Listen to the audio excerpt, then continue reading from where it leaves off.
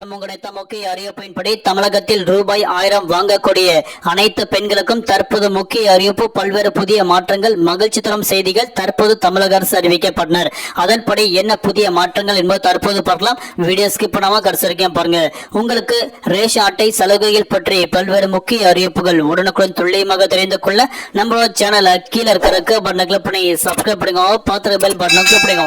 இந்த வீடியோ உங்களுக்கு பிடிச்சிருந்தா லைக் பண்ணுங்க. இப்போ வாங்க வீடியோக்குள் போகலாம். மகளிர் உரிமை தொகை புதிய ரேஷன் கார்டு அப்ளை பண்ணவங்களுக்கு 2.24 லட்சம் பேருக்கு நல்ல செய்தி தற்போது கிடைத்துள்ளது.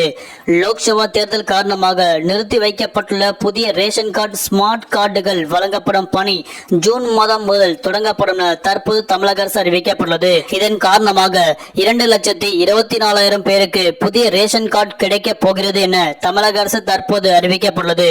தமிழகத்தில் மொத்தம் 2,19,359 கார்டுகள் இருக்கின்றன. மானிய விலையிலும் விலை இல்லாமலும் அரிசி, சர்க்கரை, பருப்புகள், பாமாயில் உள்ளிட்ட பல்வேறு அத்தியாவசிய பொருட்கள் வழங்கப்பட்டு வருகின்றன.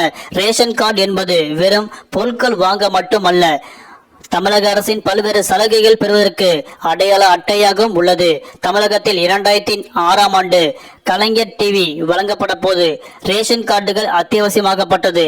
அடுத்தடுத்தாக முதலமைச்சர் ஜெயலலிதா அவர்கள் காலத்தில் கிரைண்டர், மிக்சி உள்ளிட்ட அனைத்து ஆவணங்கள் பெறுவதற்கு ரேஷன் கார்டுகள் அத்தியாவசியமாக்கப்பட்டது.